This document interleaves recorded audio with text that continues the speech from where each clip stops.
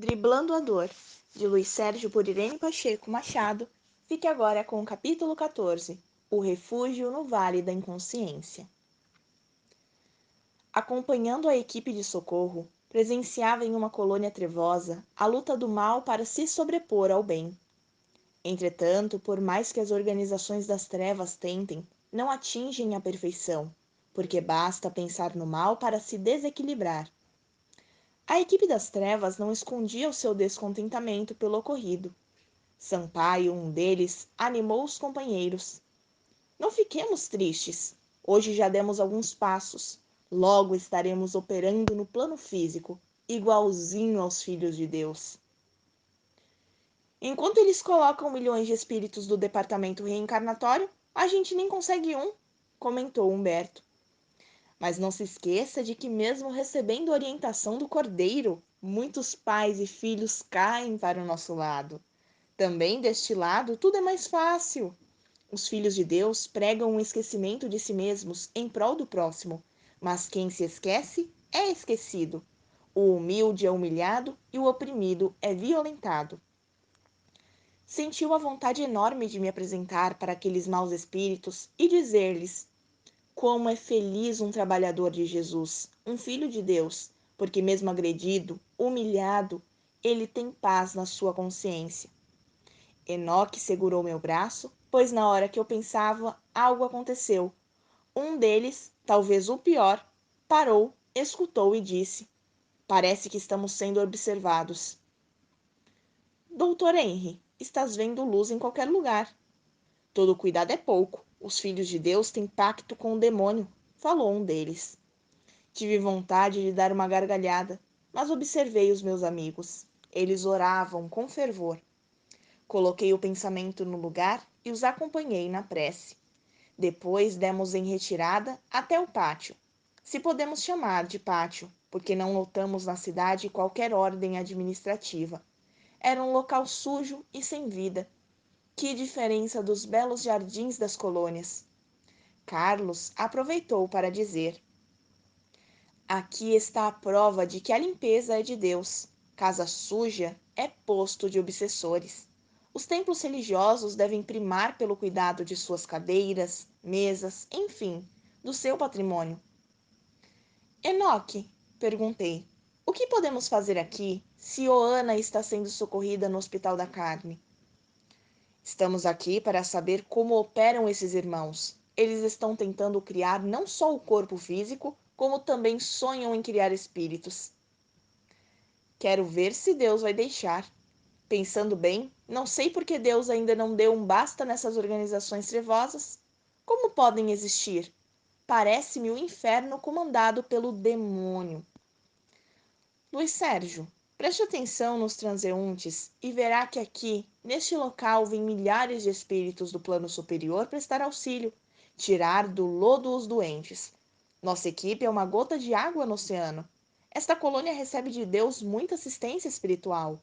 Vários mensageiros estão aqui, espíritos bons que se prestam a este trabalho, um dos mais sublimes. É mesmo. Fico feliz porque, confesso, nunca presenciei tanto sofrimento.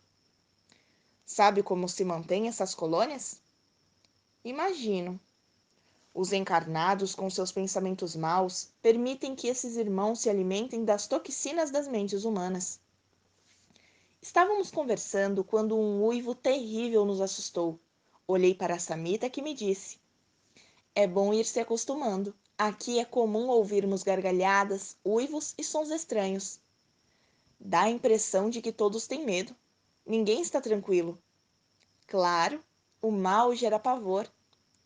Assim fomos alcançando a rua, procurando um lugar para descansar. Senti que Samita estava pensativa. Indaguei: o que há, querida? Nada, só estou pensando nesses cientistas, espíritos dotados de grande inteligência, usando-a para o mal. É mesmo, Samita. Um dia irão tornar-se bons. Sim, mas até lá o perispírito deles já retroagiu por demais. Vamos, irmãos, buscar um bosque para orarmos, falou Enoque. Circunspectos, pedimos forças a Jesus. Nisso, raios de luz banharam nossos corpos. Era o plano superior operando. Senti uma momentânea vertigem, tanta era a energia positiva sobre nós. Depois do banho energético, me senti muito bem, mais fortalecido. Naquele lugar lodoso, onde a vibração era das mais baixas, necessitávamos do socorro das esferas superiores e o nosso Enoque, tão conhecedor das nossas fraquezas, ofereceu-nos o remédio.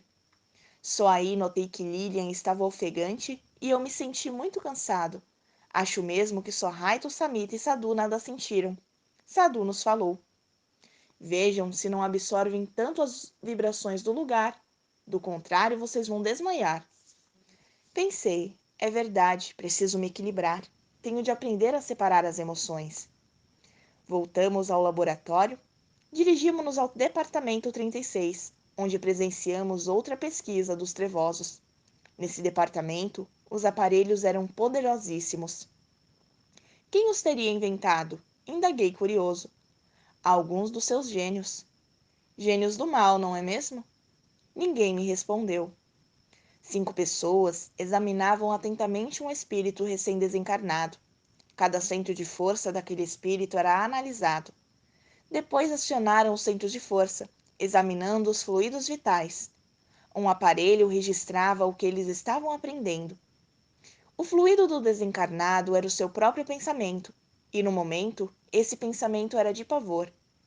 Estudavam também os fluidos do sentimento e do desejo, aliás. Pararam no cérebro, vendo que o espírito era o governador dos corpos. Disse um deles: Bom seria se pudéssemos examinar um dos filhos de Deus, porque nele buscaríamos material muito mais útil para tudo o que nos propuséssemos. Apesar dessa restrição, eles continuavam investigando o desencarnado. Entretanto, o desligamento não se havia efetuado de todo. Percebemos que as junções fluídicas permaneciam ativas entre as células física e espiritual, embora o espírito já estivesse em outro plano. Aquele irmão havia desencarnado pela droga, por isso subsistia a ligação com o físico. A equipe buscava na mente humana desencarnada os fluidos que a mantinham viva e vários aparelhos radiografavam o corpo perispiritual do doente. Todavia, o maior desejo e as incessantes buscas visavam descobrir a quinta essência da criação, pois sonhavam criar o espírito. Com maior atenção, examinavam o centro coronário, porque é este que supervisiona, aliás, os outros centros. Temos ligações entre os corpos, mas é o centro coronário que dirige todos eles.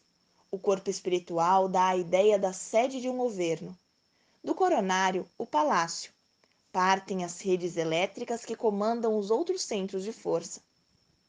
Cada centro de força é um ministério com grande capacidade de ação, trabalhando e tomando conta do mecanismo dos corpos. O centro gástrico é responsável pela digestão. O laríngeo coordena a respiração e a fonação. Pensei, só um grande sábio criaria tal maravilha, o corpo do homem.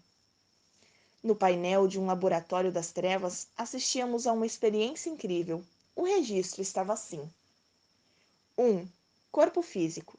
Matéria energética densa. 2. Duplo etérico. É uma formação etérica, reprodução do corpo físico e está a ele colado. O duplo é composto de matéria fluídica que vem do corpo físico que o alimenta. 3. Corpo perispiritual. Sede dos centros de força. No duplo, encontram-se os chakras, que captam energias dos centros de força para abastecer o físico. É através dos centros de força e dos chakras que o espírito controla o corpo físico. Na relação do espírito com o corpo físico, os chakras agem como recicladores de energia. Enquanto eles estudavam os centros de força e os chakras do duplo, recordei-me da passagem bíblica que fala das rodas. Eclesiastes capítulo 12, versículo 6. Antes que se quebre a cadeia de prata e se despedace o copo de ouro, e se despedace o cântaro junto à fonte, e se despedace a roda junto ao poço. Como não aceitar as rodas sagradas? As religiões precisam respeitar-se mutuamente. Por se tornarem, aliás, se tomarem radicais, muitas delas se perderam. Nas escrituras, os centros de força são citados. Agora, a palavra chakra, que os orientais denominam de rodas da vida, que elas existem, existem, não importa sua nomenclatura. A preocupação daquela equipe trevosa se relacionava com o reciclador de energia, com os elétrons, enfim. Ali eles buscavam algo e, servindo de cobaia, um espírito recém-desencarnado. Enquanto conversavam entre si, Sadhu controlava os centros de força do espírito. Olhei para o tibetano e pensei: meu Deus, como é importante a gente cumprir com o plano divino. Um médico que não se deixa envolver com a matéria é um médico feliz, pois cumpre com o sacerdócio da medicina. Não sou médico como todos os profissionais têm obrigação de ser cumpridores das suas tarefas. A equipe trevosa continuava estudando as energias das rodas giratórias. Estas rodas giram no sentido contrário ao dos ponteiros do relógio e são de uma importância sem limites, pois é através delas que o espírito controla o seu corpo físico. As rodas giratórias, os chakras, captam as vibrações do espírito. O melhor meio de enfraquecermos o físico é buscar as energias nos chakras, mas também podemos atuar nos canais energéticos, o meio de comunicação deles, disse um dos trevosos. Senti que algo não estava indo bem. O que falara, munido de um aparelho, buscava no perispírito do doente o que estava bloqueando a pesquisa. Sadhu imediatamente tirou do centro de força coronário um aparelho que ali havia colocado. Virando-se para Carlos, completou: eles são terríveis. Aí vimos o pesquisador da energia parar com o aparelho no coronário e dizer: estou ficando por demais desconfiado. Acho que os filhos de Deus estão entrando em nossa área. Sinto uma energia nova penetrar no ambiente. Todos o olharam curiosos. Esperem, no estudo que estamos fazendo, esbarramos certa vez nos canais energéticos de um encarnado. Aí os corpos deles saíram do nível, facilitando o nosso trabalho. Salles, por que você, estudando os encarnados, evita atuar sobre o chakra básico, que está situado na base da espinha dorsal, se é nele que se encontra o fogo sagrado, e dele que parte o princípio da vida física, sendo o captador de energia vitalizadora que mantém o corpo físico? Sei disso. Muitos estudiosos dessa energia nem podem imaginar como é importante para a formação do corpo físico. Então, por que não trabalhamos com essa energia, se buscamos realizar encarnações no nosso plano? O outro respondeu: simplesmente porque os filhos de Deus estão atentos. O chakra básico é o mais visado nos tratamentos de desobsessão, por atuar no sistema nervoso, no aparelho renal e nos órgãos reprodutores. É o primeiro a ser tratado quando os filhos de Deus fazem trabalhos desobsessivos. Prefiro uma outra roda giratória, que se situa na parte superior do pulmão esquerdo. Se atuarmos nesse ponto, a pessoa será teleguiada por nós. Feita essa observação, chegaram mais perto desse centro de força e ali ficaram estudando-o.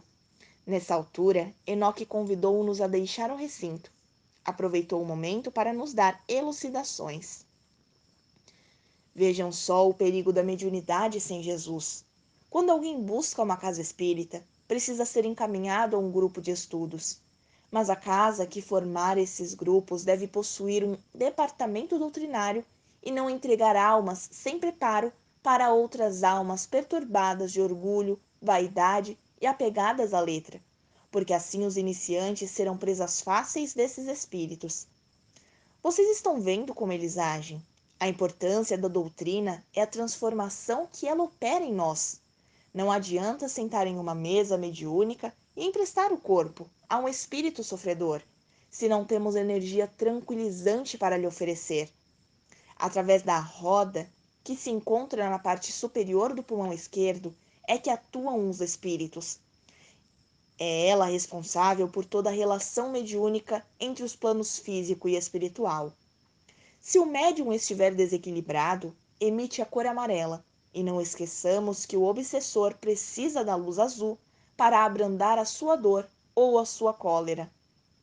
Daí não poder ajudar o necessitado, um médium sem esclarecimento, desequilibrado. Antes de colocarmos alguém defronte de tamanha tarefa divina, devemos convidá-lo a tornar-se o trabalhador da última hora, no exercício da caridade, tirando-lhe as arestas, tornando-o bom, livrando-o da avareza, da maledicência, do egoísmo, do orgulho, enfim, tomando-se um veículo divino, uma carta de carne de Jesus. Outras seitas religiosas se preocupam em formar líderes e se esquecem de transformá-los em pastores de almas. E deu no que está dando, pois se distanciam do sacramento das caridade, do amor e do dever. E só se consegue crescer espiritualmente se fizermos da nossa vida uma lição de amor ao próximo. Muitos abusos estão sendo cometidos e algo precisa ser feito para corrigi-los, orientar melhor os iniciantes, dar-lhes exemplos de moral evangélica. No lar ou no ambiente de trabalho, deve o espírita representar bem a casa que frequenta e a doutrina. Se o chamado espírita conduzir-se mal em seu lar e no ambiente de trabalho, os familiares e os amigos irão correr do espiritismo. Ele não possui equilíbrio, fala dos espíritos a qualquer hora, e nada mais desagradável do que um repetitivo assunto em todos os momentos. No entanto, se uma pessoa chegar à casa e encontrar uma elucidação evangélica, ela não vai ocupar cargos, mas arregaçar as mangas e pegar na charrua, ocupar o seu tempo no estudo e no trabalho. O trabalho é a terapia, e a caridade é a salvação. Não adianta mandar um doente socorrer doentes, principalmente se ele é um desequilibrado espiritual.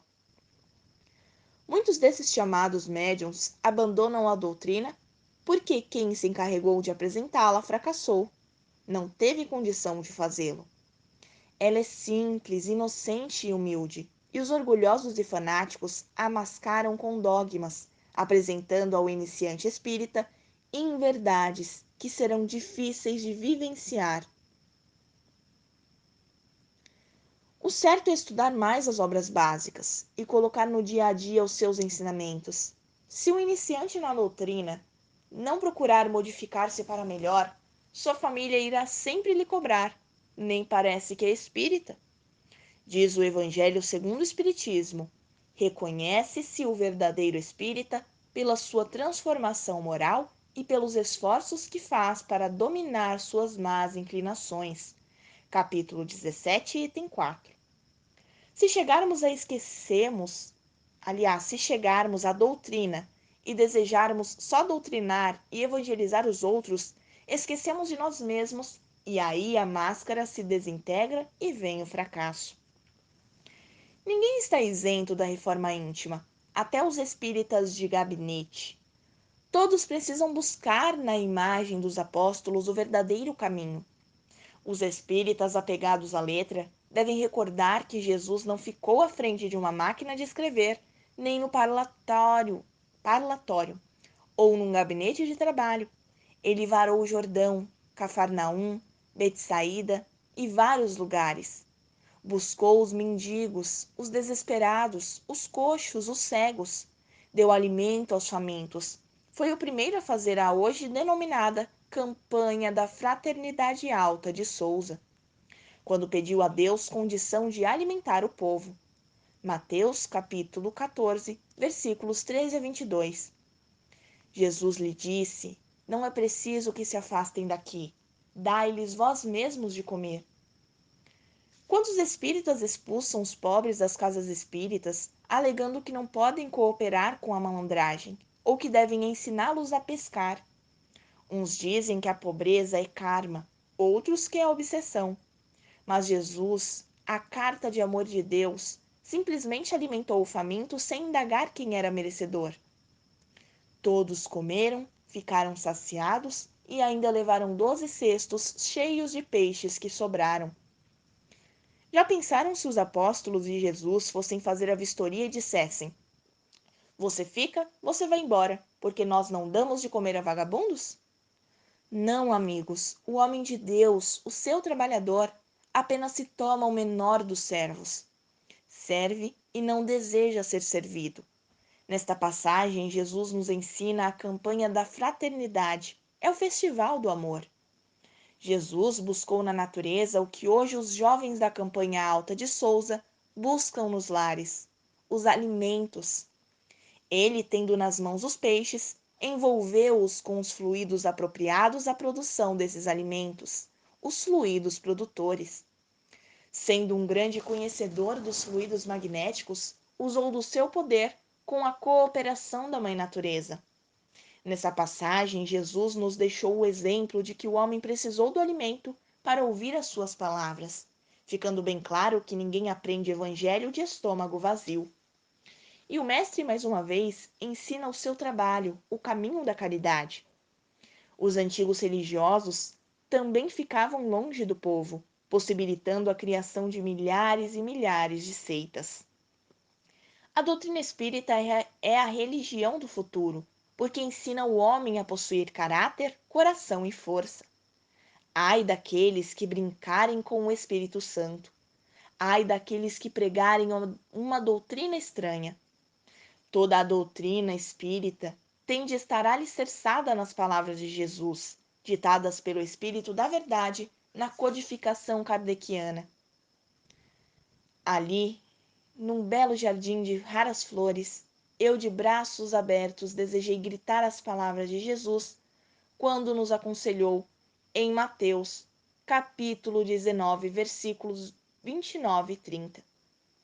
Em verdade vos digo que todo aquele que uma vez deixou pelo reino de Deus casas, ou irmãos, ou irmãs, ou pai ou mãe, ou mulher ou filhos, ou terras por amor do meu nome, receberá 100 vezes tanto e herdará a vida eterna.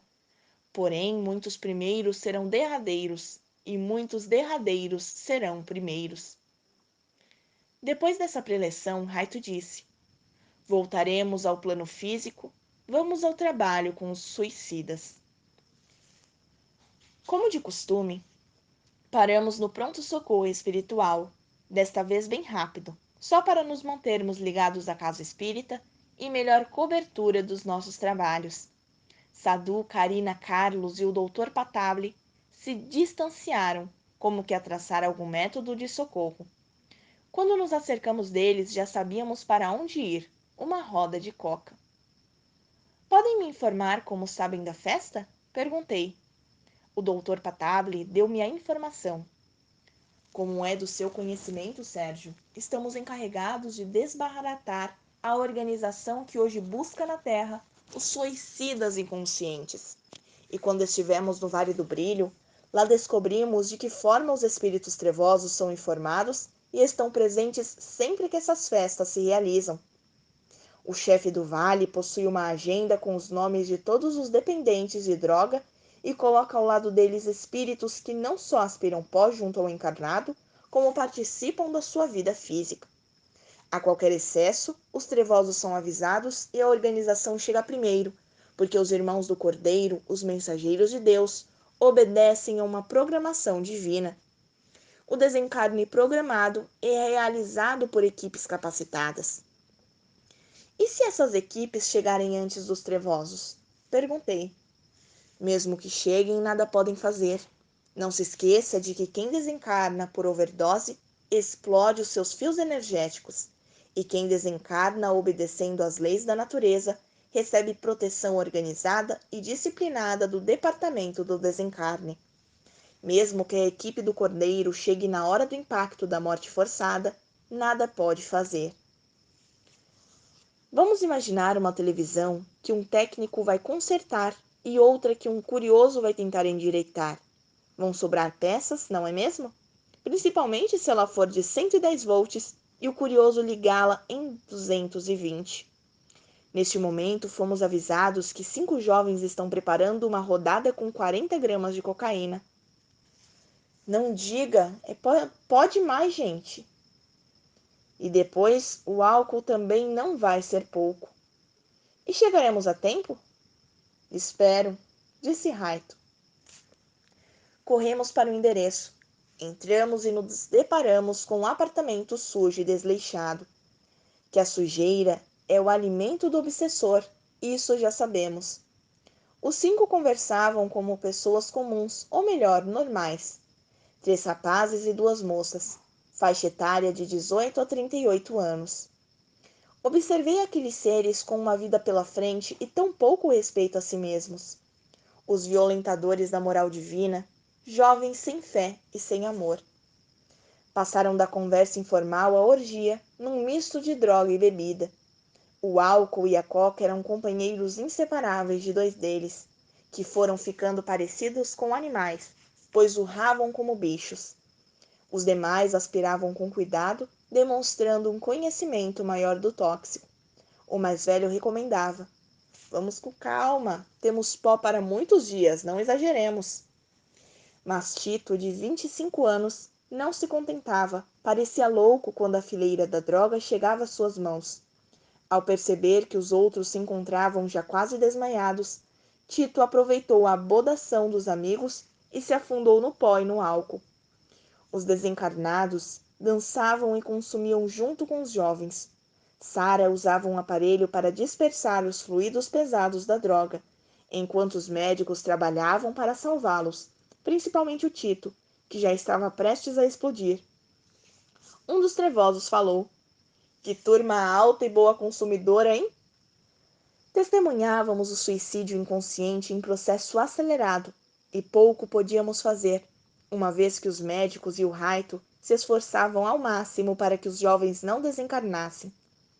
Os trevosos, ao perceberem que Tito era um bom consumidor, colaram-se nele, e o pobre farrapo humano viu-se enfurecido, quebrando tudo. Os outros o ignoravam, e ele consumia, ou melhor, comia o pó e consumia o álcool.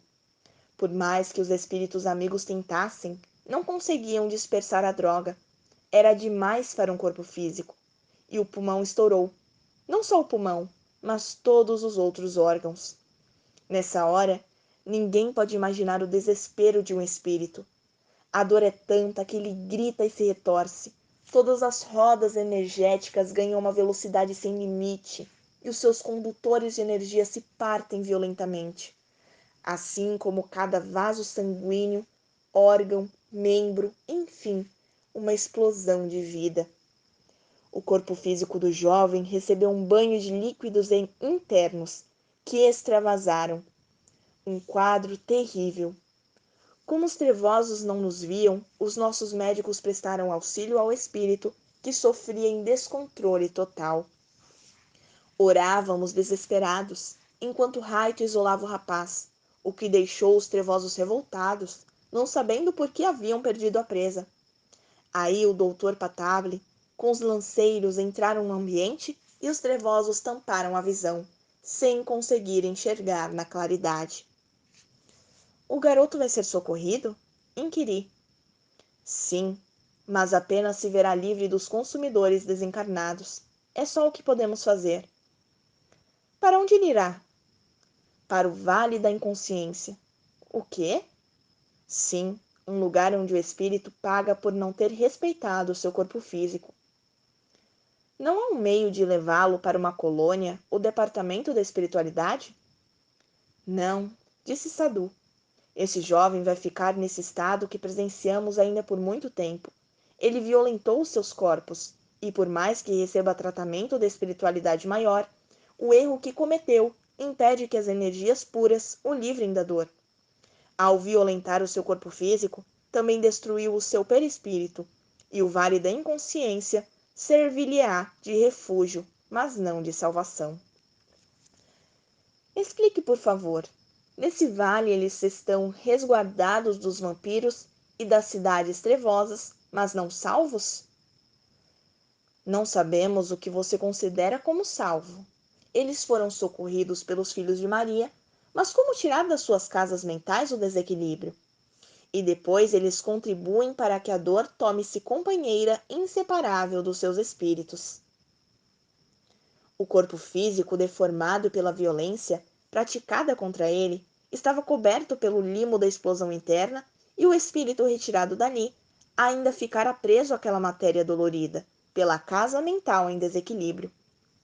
Os trevosos buscavam desesperadamente o corpo espiritual, que fora levado, e senti que estavam morrendo de medo do chefe Gino. O que iriam dizer à equipe que logo viria buscar o espírito e as energias da vida, fonte energética que eles lutam para conseguir, dos encarnados, a fim de continuarem vivendo como se encarnados fossem? De onde vem o líquido que lhe cobre o corpo físico? Perguntei ao Sadu. Não só do pulmão, como de outros órgãos. Notei também que do corpo do jovem saía uma quantidade enorme de ectoplasma. Era como fios que entravam e saíam do seu corpo e que os trevosos tentavam tirar, mas a equipe do Dr. Patable já havia retirado tudo. Quando alguns médicos das trevas se fizeram presentes com aparelhos, estávamos ali petrificados, ou melhor, assombrados. O chefe, que vou chamar de Florencio, falou: "O que aconteceu? Não me digam que os irmãos do Cordeiro aqui estiveram." "Não", disse um dos desencarnados, "nós não os vimos." "E como é que o corpo está vazio, sem um fluido magnético sequer?" "O cara tomou tanta droga que acho que não só destruiu o físico, como também o corpo perispiritual, e o ectoplasma evaporou-se." 3 médicos examinavam o corpo destruído de Tito. Com espanto, vimos suas mãos buscarem do duplo etérico o ectoplasma e com um aparelho procurarem-no também nos poros do corpo físico. Examinaram o alto da cabeça e as gengivas, investigaram detalhadamente aquele corpo e nada encontraram que lhes satisfizesse. O ódio brotou naqueles rostos, e tememos pelos pequenos espíritos trevosos, pois sentimos que os médicos se julgavam traídos. "Eles vão torturar os trevosos que aqui estavam?" Perguntei ao Raito. "Não, logo saberão que fomos nós que levamos os fluidos." "O quê? Vão nos descobrir?" "Não, apenas ficarão cientes de que vamos atrapalhá-los um pouco." Observando bem o físico, víamos o jovem, mesmo no vale, ligado com sua veste carnal, e a asfixia era o seu tormento. "Como podemos ajudá-lo?" "Orando por ele." Escrevi no meu caderninho: Tito, esperando que logo voltasse a ser dono de si mesmo. Nessa altura, os trevosos chutavam o corpo físico, revoltados por não encontrarem ali o que buscavam. Abandonaram o local. Samita, Sadu e Carlos se aproximaram do corpo. Sadu tocou o cérebro físico de Tito e desligou as fibras nervosas, principalmente a da projeção. Uma substância branca foi retirada por Samita. Calei-me com respeito. Era a ciência trabalhando em prol do próximo. Nós, os não médicos, fomos saindo devagar, deixando os técnicos ali em serviço. Lilian segurava meu braço. Damianos falou: "Sérgio, dia após dia o tóxico toma conta da humanidade. Se o homem não cerrar as portas do seu lar com a chave do amor, dificilmente deixará de ter em casa um dependente. Eles estão morrendo a cada segundo."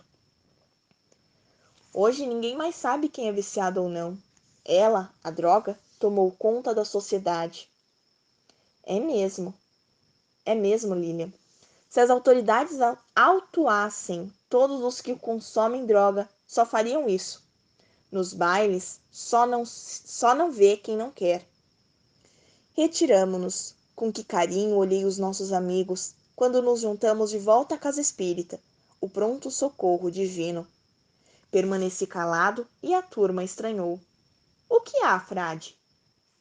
"Nada. Só penso como o homem pode ser tão burro. Será que ele nunca foi em um cemitério? Será que não sabe que terá de partir um dia? Que a morte não livra a cara, nem posição social de ninguém? Não aguento ver esses jovens se afundando em algo caro, pobre e fatal, e ainda se considerando os tais." "Sérgio, mas existe muita gente metida nisso." "Sei bem, e é isso que me assusta. A criança corre perigo, porque hoje o tóxico é moda. E a família que não quer montar guarda cerrada contra a dependência do álcool e da droga sentirá a dor e o desespero. Aliás, que não montar. Dificilmente alguém hoje desconhece o terrível mal do século, a droga. Quando escrevemos Na Esperança de uma Nova Vida, o Raito disse: As nuvens se aproximam. E muitos espíritas se assombraram criticando-o. Quem é esse espírito que amedronta a sociedade? Muitos dos que atacaram meu livro já passaram pelo drama de presenciar alguém da família se destruindo. Eu gostaria de, neste livro, dizer a todos os leitores: estou pairando no ar, levitando sobre a cabeça de todos vocês, distribuindo a paz, a luz e a esperança em todos os lares. Mas não posso isso dizer, porque estarei mentindo. Não estou levitando nas nuvens da esperança como gostaria. Estou ombro a ombro com a mãe que espera o filho e me chama em alta noite, tendo por companhia a apreensão e o relógio, cujo tic-tac é uma punhalada em seu coração. Estou ao lado da esposa e dos filhos, que muitas vezes tende a enfrentar o terror da fome, porque o companheiro ou o pai é um joguete nas mãos de um traficante. Estou ao lado da autoridade que busca droga, muitas vezes expondo a própria vida para que a sociedade não morra a cada instante. Estou à frente da mãe que muitas vezes é esbofeteada pelo jovem filho, desejando que ela lhe satisfaça o vício. Estarei sempre do outro lado da vida, com os braços levantados em direção ao Pai, pedindo a Ele que nos dê forças para gritar: crianças, corram da droga. Ela é um ácido que queima, deforma e mata. Corram, é para os braços da família divina e encontrem nela a força para sempre dizer não aos tóxicos. Que assim seja, graças a Deus.